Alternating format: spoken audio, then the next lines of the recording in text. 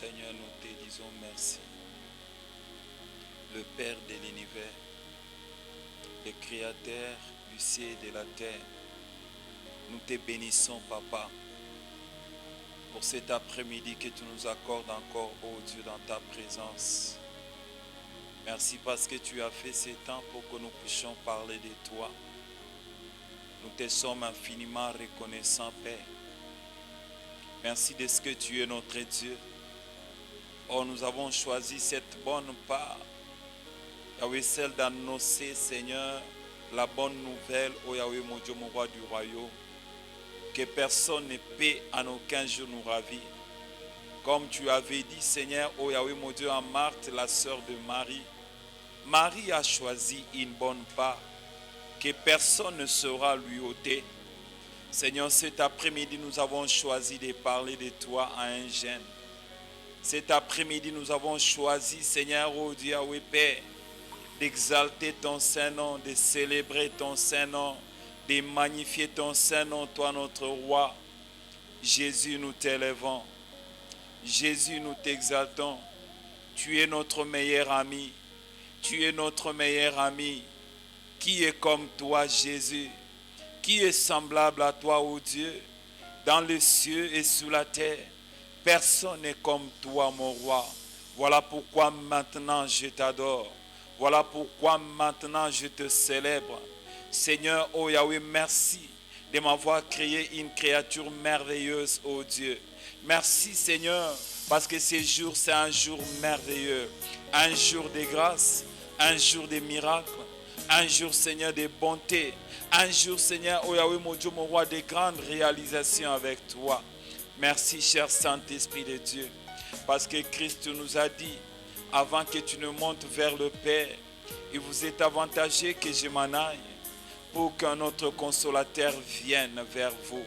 Celui-là vous conduira dans toute la vérité et il va vous révéler des choses cachées, les choses que vous ne connaissez pas, les choses que vous n'avez jamais entendu parler, les choses qui ne sont jamais montées dans vos cœurs, les choses que vos oreilles n'ont jamais entendu parler. Saint-Esprit de Dieu, maintenant, nous voulons nous soumettre à toi. Oh, nous voulons que tu fasses de nous, Seigneur, des instruments, Yahweh, mon Dieu, utiles pour ce moment, pour la propagation, Seigneur, de la bonne nouvelle. Et lorsqu'à ce que, Seigneur, tout celui qui est en train de nous suivre maintenant, un jeune qui sera en train de nous suivre maintenant, soit édifié par cette parole et soit touché par cette parole, afin qu'il change, oh Dieu, la position, la manière dont, ô Père, Yahweh, mon Dieu, mon roi, il marche avec toi. Dans le nom de Jésus, notre Sauveur, notre roi, nous avons ainsi prié et demandé et nous disons gloire et louange à toi, Seigneur Jésus. Amen, amen. Que le nom du Seigneur soit béni, lui qui est le promoteur de notre souffle de vie que nous avons maintenant. Bien-aimé, ni t'était Dieu, nous n'allions pas nous retrouver encore dans le cadre de notre mission. Et gloire soit rendue à notre Dieu qui a rendu cette émission possible. Là où tu es en train de me suivre, bien-aimé, ma prière est que le Seigneur se souvienne de toi et qu'il te bénisse abondamment. Et que tu sois, bien-aimé, l'objet, la source de bénédiction pour tous ceux-là que tu rencontreras sur ton chemin. Amen, amen. Bien-aimés, j'aimerais dire merci à ceux-là qui ont disposé de leur temps pour nous suivre. Et j'aimerais me présenter encore une fois de plus que je travaille sous les pieds de mon pasteur Vincent Malolo Nangoli à la Borne Mboudi. Nous appelons la Borne Mboudi Centre évangélique Évangile de vie Mboudi. Et le Seigneur nous fait toujours du bien. Nous avons le programme de chaque mercredi études bibliques à partir de 17h30. Et le vendredi, un culte d'intercession où Dieu nous fait beaucoup de bien. Et chaque dimanche, nous avons 2 cultes. À partir de 8h, c'est le premier culte. Et à partir de 10h30, déjà à partir du mois d'octobre, nous allons commencer à partir de 10h30 pour le deuxième culte. Mais pour le mois de septembre, nous avons le culte à partir de 8h et le deuxième culte à partir de 10h juste. Que le Seigneur soit glorifié. Je m'appelle Michel Omari. Et que le nom du Seigneur soit glorifié. Nous avons commencé avec notre grand thème où Dieu était en train de s'adresser à un jeune. Et il peut s'adresser même à une autre tranche d'âge. Ça peut être un vieillard, ça peut être un jeune papa, ça peut être une maman, ça peut être un homme. Mais plus particulièrement, la cible que Dieu est en train de viser, c'est la jeunesse maintenant. Et aujourd'hui, nous allons parler d'un sous-thème que Dieu a mis dans notre cœur, c'est la jeunesse et son ministère chrétien. Donc nous sommes en train de voir un jeune qui sert déjà Dieu, qui est en plein service pour faire avancer le royaume des cieux. Et ce message te concerne, toi qui es dans un département, dans ton église, toi qui es serviteur de Dieu, peut-être Dieu t'avait déjà appelé, tu es en plein service chrétien, peut-être tu es l'un des collaborateurs de ton pasteur bien-aimé, ce message te concerne. Et peut-être tu es ouvrier dans un département, là où tu pries, bien-aimé, c'est un message vraiment qui te concerne. Et je te demande, bien-aimé, de me suivre avec beaucoup d'attention. Et nous voulons prendre la première référence qui va nous accompagner tout au long de ce message. Et c'est dans 1 Samuel 2, le verset 12 à 17. Je vous demande de lire là où nous sommes. Si tu peux prendre ta Bible et nous allons lire. La Bible dit ceci, 1 Samuel 2, le verset 12 à 17. La Bible dit ceci. Les fils d'Élie étaient des hommes pervers. Ils ne connaissaient point l'Éternel. Et voici quelle était la manière d'agir de ces sacrificateurs à l'égard du peuple. La Bible est en train de souligner qu'ils étaient des sacrificateurs. Et il y avait une manière par laquelle ils étaient en train de servir Dieu vis-à-vis du peuple d'Israël. Je continue avec la lecture. Lorsque quelqu'un offrait un sacrifice, les serviteurs du sacrificateur arrivaient au moment où l'on faisait cuire la chair. Tenant à la main une fourchette à 3 dents, ils piquaient dans la chaudière, dans la chaudron, dans la marmite ou dans le pot où tout ce que la fourchette amenait, les sacrificateurs le prenaient pour lui. C'est ainsi qu'ils agissaient à l'égard de tous ceux d'Israël qui venaient là à Silo. Le verset 15, même avant qu'on ne fit brûler la graisse, les serviteurs du sacrificateur arrivaient et disaient à celui qui offrait le sacrifice, donne pour le sacrificateur de la chair à rôtir, et il ne recevra de toi point de la chair cuite. C'est de la chair crue qu'il veut. Et si l'homme lui disait, quand on aura brûlé la graisse, tu prendras ce qui te plaira, le serviteur répondait, non, tu donneras maintenant, sinon je prendrai des forces. Sinon je prendrai des forces. Et le dernier verset est en train de nous dire, ces jeunes gens se rendaient coupables devant l'Éternel d'un très grand péché parce qu'ils méprisaient les offrandes de l'Éternel. Bien-aimés, après avoir lu ces textes, nous allons relever, bien-aimés, quelques faits qui concernent le fils d'Élie, le sacrificateur. Le premier fait que nous pouvons relever, bien-aimés, après la lecture, c'est que ces sacrificateurs, ces fils d'Élie, ces serviteurs de l'Éternel, entre guillemets, servaient l'Éternel Dieu. Ils étaient au service de Dieu. 1 Samuel, chapitre 2, le verset 13 que nous venons de lire, fait allusion de cela, bien-aimés. Ils étaient en train de servir Dieu. Ils étaient en train de rendre un service au peuple. Et le deuxième fait que nous pouvons relever dans cette longue lecture que nous venons de faire, c'est que quand bien même ils étaient au service de Dieu, la Bible souligne qu'ils ne connaissaient pas Dieu. Ils n'avaient pas une relation d'intimité profonde avec Dieu. Bien-aimé, on peut servir Dieu sans pour autant avoir une profondeur avec ses dieux. On peut servir Dieu sans pour autant avoir une expérience avec ses dieux. La Bible dit, bien qu'ils soient au service de Dieu, cependant, ils ne connaissaient pas Dieu. Ils ne connaissaient pas la manière dont on pouvait servir ces dieux. Ils n'avaient pas un débit, ils n'avaient pas un mentor, un coach qui pouvait leur faire voir comment servir ces dieux. Quelles sont les interdictions dans le service des dieux? Qu'est-ce que Dieu n'aime pas quand on les sert? Bien-aimés, ils ne connaissaient pas ces dieux. Ils se sont lancés dans le service des dieux, bien-aimés, d'une manière désordonnée. C'est ce que 1 Samuel 2, le verset 12 nous dit.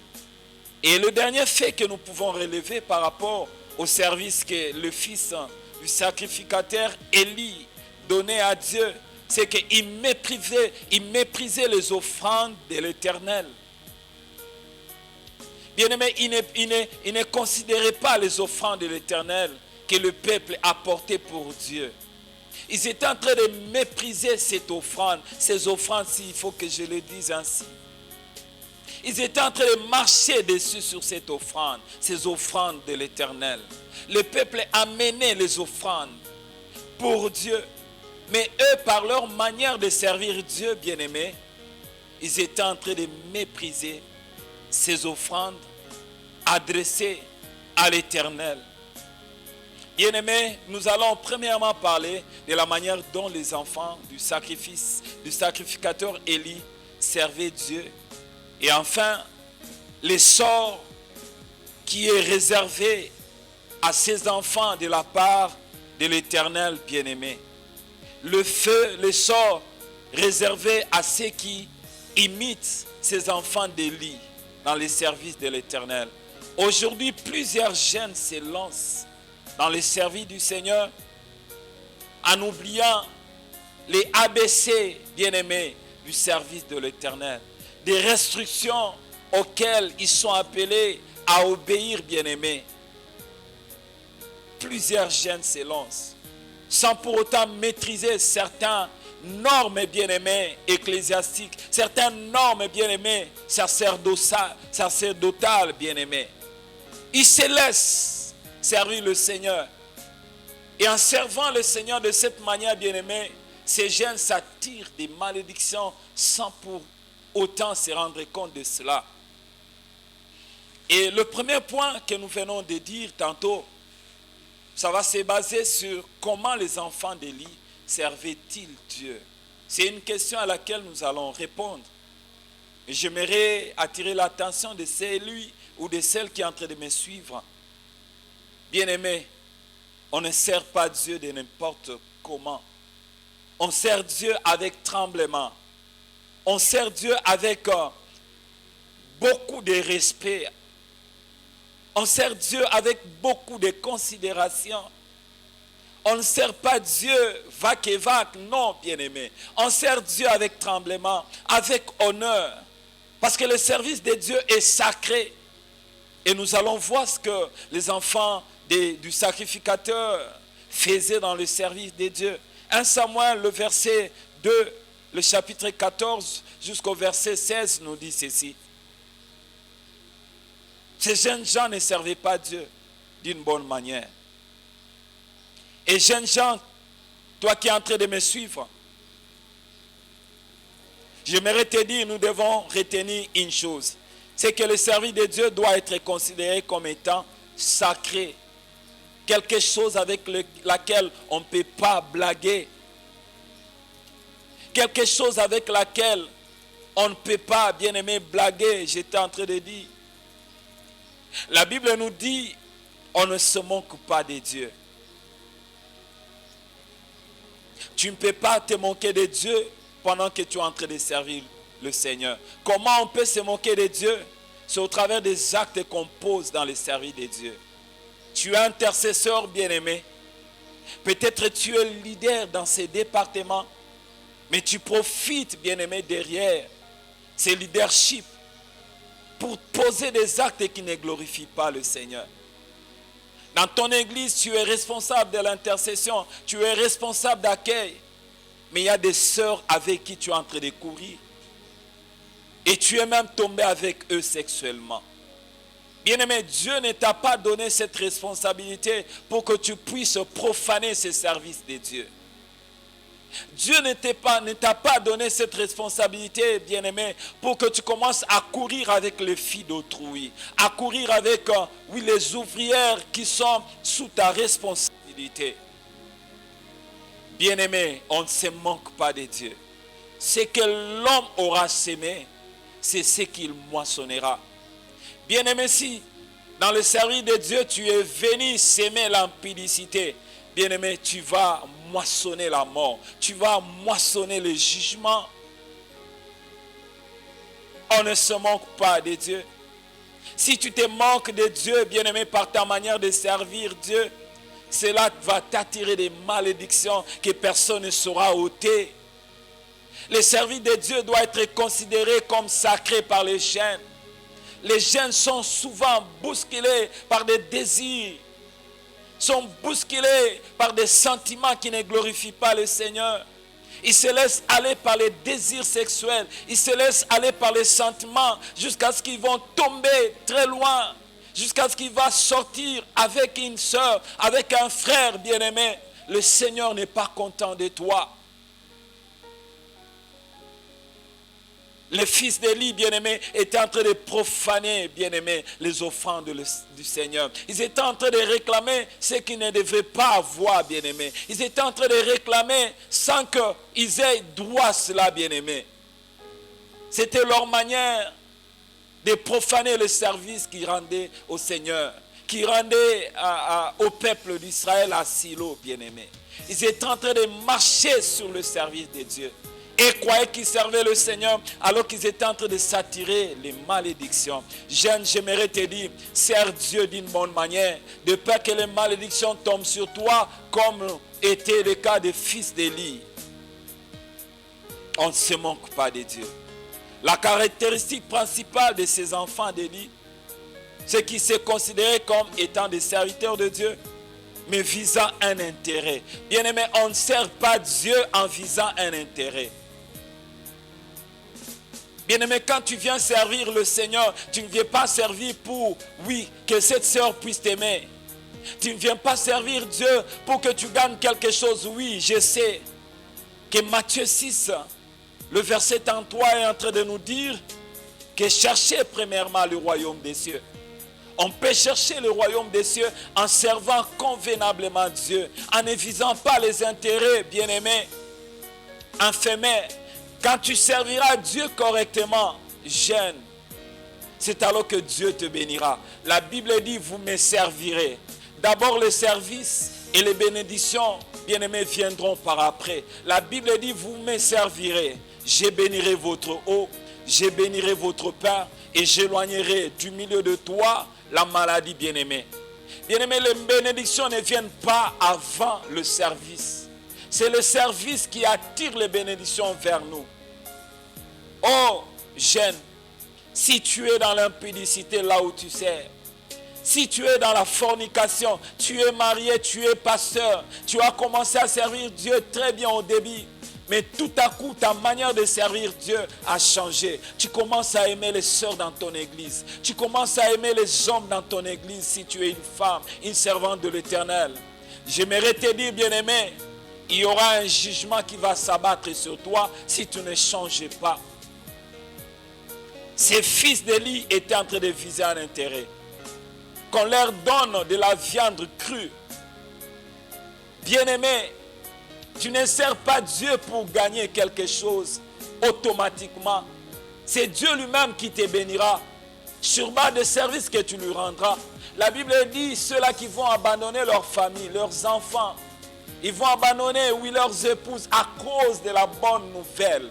Bien-aimé, la Bible dit, il les bénira au centuple. Même si ce sera avec persécution, ils les béniront. Dieu le bénira, bien-aimé.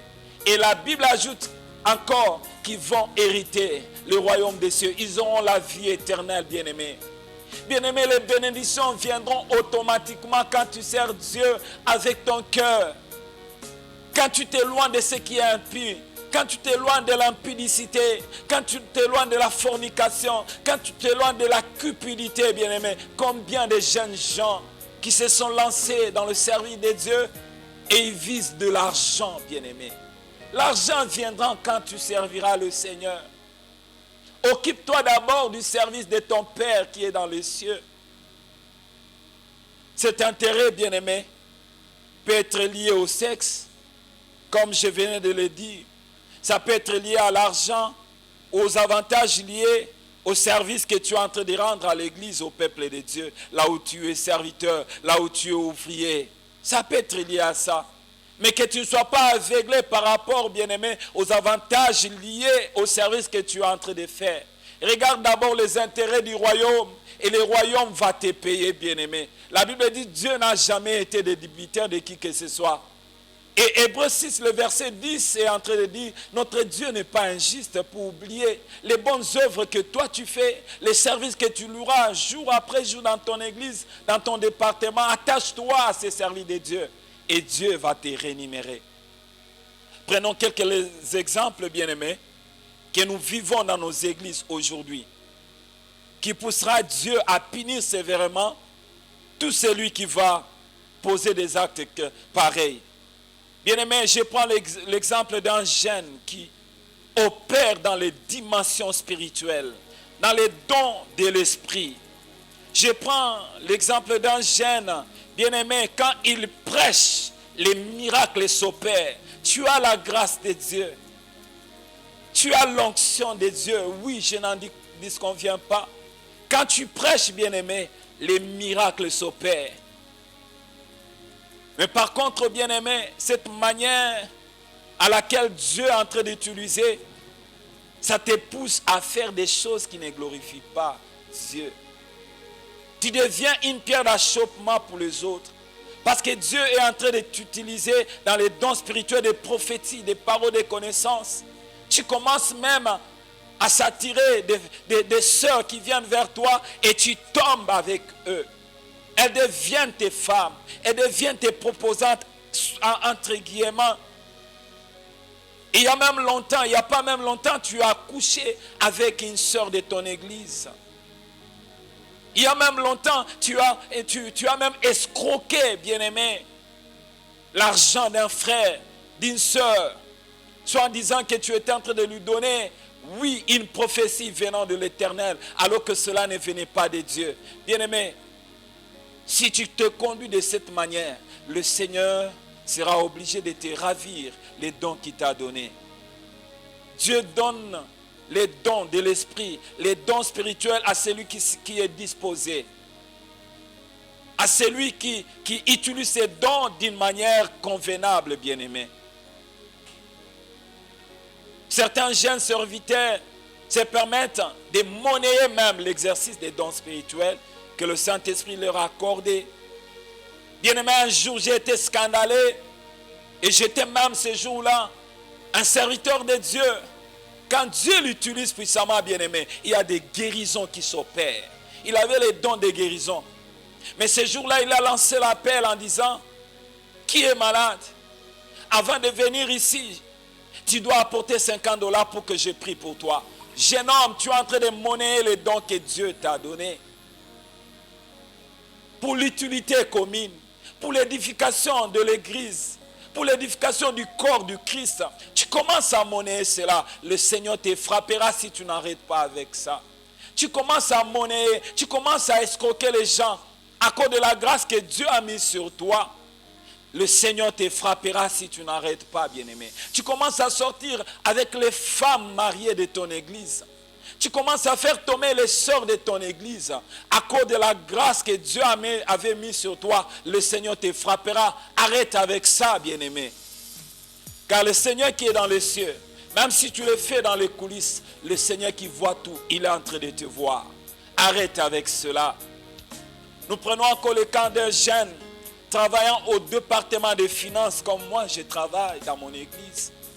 Chaque dimanche, chaque culte, bien-aimé, je compte les offrandes et les dîmes, bien-aimés. Et il y a de ces jeunes qui travaillent, bien-aimés, dans ces départements des finances, en tant que diacre. Bien-aimé, quand tu comptes, tu déplaces même des enveloppes de dîmes. Tu ne les comptabilises pas. Tu prends même une grande enveloppe, une grosse enveloppe de dîmes. Tu empoches, bien-aimé. Ça devient pour toi. Bien-aimé, le Seigneur est en train de te voir. Cet argent, c'est pour le fonctionnement de l'église, pour l'avancement de l'œuvre du Seigneur. Mais toi, tu en fais ta propriété. Tu es dans ces départements, tu détournes les offrandes, les dîmes lors de comptage après les cultes. Arrête avec cette action, car le Seigneur te frappera. D'ici là, il te frappera si tu n'arrêtes pas. Ah, je suis en train de prophétiser sur toi. Si tu n'arrêtes pas avec ces crimes, si tu n'arrêtes pas avec cet acte, le Seigneur va te frapper. Et ça sera, bien-aimé, fini avec toi. Ah, je suis en train de te dire, bien-aimé, il est temps pour toi de te ressaisir et d'arrêter avec ces actions qui ne glorifient pas le Seigneur. D'autres se rebellent même contre leur père spirituel ou encadrés dans le Seigneur. À cause de l'argent, à cause du leadership, à cause du manque de patience dans le ministère. Ils quittent pour aller faire un autre ministère sans l'autorisation même préalable de son pasteur, de son responsable. J'aimerais te dire, bien-aimé, tu es de la race de ces enfants d'Élie qui est en train de profaner les offrandes du Seigneur. Arrête avec ces choses. Je suis en train d'insister, arrête ces choses, car la condamnation, le jugement de Dieu est en train de s'approcher vers toi. Comme Dieu avait frappé Sodome et Gomorrhe. Certainement Dieu les avait déjà avertis que je frapperai si vous n'arrêtez pas. C'est la même chose aujourd'hui. Dieu est en train de t'interpeller au travers de moi, en train de te dire arrête avec cette vie dans le service de Dieu. Arrête avec cette vie dans ces départements où tu es responsable, où tu es ouvrier, où tu es pasteur responsable ou titulaire. Arrête avec cette vie de cupidité. Arrête avec cette vie de fornication, car le Seigneur est prêt à te frapper. Les sorts réservés. J'étais en train déjà de parler de ces sorts réservés à tout jeune pratiquant ces choses. Matthieu 7, le verset 21 à 23, nous allons lire cela rapidement. Ceux qui me disent Seigneur, Seigneur, n'entreront pas tous dans le royaume des cieux. Mais celui-là seul qui fait la volonté de mon Père qui est dans les cieux. Bien-aimé, est-ce que tu fais la volonté de Dieu quand tu sers Dieu? Est-ce que tu sers Dieu avec ton cœur? Est-ce que tu fais la volonté de Dieu en tant que pasteur, en tant que diacre, en tant qu'ouvrier jeune, en tant que responsable d'un département? Est-ce que tu fais la volonté de Dieu? Écoute ce que Dieu dit encore au verset 22. Plusieurs me diront en ces jours-là, Seigneur, Seigneur, n'avons-nous pas prophétisé par ton nom? Bien-aimé, peut-être ces jours-ci tu es en train de prophétiser et ce sont des prophéties correctes. Mais après un certain moment, tu dérapes, bien-aimé. Et devant le Seigneur, tu seras en train de dire, n'avons-nous pas prophétisé par ton nom? N'avons-nous pas chassé les démons par ton nom? Et n'avons-nous pas fait beaucoup de miracles par ton nom? Et le Seigneur leur dira ouvertement ceci, au verset 23. Alors je leur dirai ouvertement, je ne vous ai jamais connu. Retirez-vous de moi, vous qui commettez l'iniquité. Bien-aimés, vous êtes en train de commettre l'iniquité. Le Seigneur va vous régner ce jour-là. Le Seigneur était en train seulement d'honorer son nom parce que tu étais en train de citer son nom. Il honorait son nom. Mais lors du jugement, bien-aimé, il sera strict. Il sera le lion de la tribu de Juda. Le temps de la grâce passera, mais le temps de jugement viendra. Et nous allons lire, bien-aimé, le dernier verset du sort.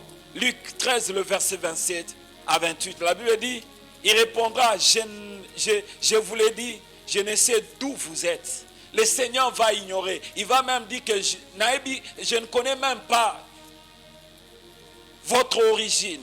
Retirez-vous de moi, vous tous, ouvriers d'iniquité. Bien-aimé, je suis en train de te dire, pendant que tu pratiques ces choses, le Seigneur t'appelle ouvrier d'iniquité. Et la Bible dit au verset 28 du chapitre 13 de Luc, c'est là qu'il y aura des pleurs et des grincements des dents. Quand vous verrez Abraham, Isaac et Jacob et tous les prophètes dans le royaume des cieux et que vous serez jetés dehors. Bien-aimé, ces jours-là, tu seras jeté dehors parce que tu seras appelé ouvrier d'iniquité, bien-aimé. Bien-aimé, ne souhaite pas que le Seigneur puisse te régner et puis te jeter dehors, bien-aimé. Et la seule chose que le Seigneur te demande, nous allons lire le dernier verset, Apocalypse 2, le verset 4 à 5, qui va clôturer notre moment de message. La Bible dit, mais ce que j'ai contre toi, tu avais bien commencé. Tu me servais avec zèle, tremblement. Mais ce que j'ai contre toi, c'est que tu as abandonné ton premier amour, ton premier service que tu me rendais. Souviens-toi donc d'où tu es tombé. Répands-toi et pratique tes premières œuvres. Sinon, je reviendrai à toi et j'ôterai ton chandelier de sa place, à moins que tu ne te répandes. Bien-aimé, Dieu est en train de te supplier. Répands-toi. Pratique tes premières œuvres. Et la Bible est en train de dire, si tu ne te répands pas, il va enlever ton chandelier de sa place, et à moins que tu te répandes. Bien-aimé, là où tu es, nous avons fini avec notre message. Le Seigneur est en train de te dire, répands-toi. Reviens sur tes premières œuvres. La sanctification, la consécration. Loin de toi la cupidité, et le Seigneur te dira, entre dans la joie de ton Père. Toi qui m'as servi avec justice, avec sainteté. Est-ce que tu peux prier avec moi? Je vais prier pour toi. Éternel Dieu des armées, ton serviteur, l'ouvrier, Seigneur, oh Dieu, dans ton œuvre, Seigneur, reconnais qu'il est allé loin de toi. À cause, Seigneur, des dons que tu lui as donnés. Ça l'a amené à pratiquer l'impudicité, la fornication, même l'homosexualité. Seigneur, je prie, oh Yahweh mon Dieu, que tu exauces sa prière, que tu lui pardonnes. La Bible dit, celui qui avoue ses fautes obtient miséricorde, qu'il obtient miséricorde à cause de sa sincérité. Merci de ce que tu l'acceptes encore et de l'utiliser encore puissamment dans le nom de Jésus. Amen. Bien-aimés, nous sommes arrivés à la fin de notre intervention. Ce que nous allons vous demander, bien-aimés, c'est de partager massivement ces messages salutaires pour les jeunes et pour toutes les catégories des hommes se retrouvant ici-bas. Je remercie mon pasteur pour ses encouragements et pour ses prières. Et je remercie également pour mon épouse qui ne cesse de me soutenir dans ses prières par rapport à cette émission qui passe chaque jeudi. Que le Seigneur bénisse mes enfants. Que le Seigneur bénisse les frères grâce. Moussa qui ne cesse de se couper à 1000 morceaux pour faire passer ces messages combien salutaires. Mon frère, que Dieu te bénisse et qu'il t'amène loin et qu'il te fasse vivre ta destinée et qu'il te fasse vivre les bénédictions qu'il a préparées d'avance pour toi. Et j'ai béni tous ceux-là qui prient pour cette émission. Que le Seigneur vous comble de sa grâce. Dans le nom de Jésus, nous nous retrouvons les jeudis prochains par la grâce du Seigneur. Amen, amen.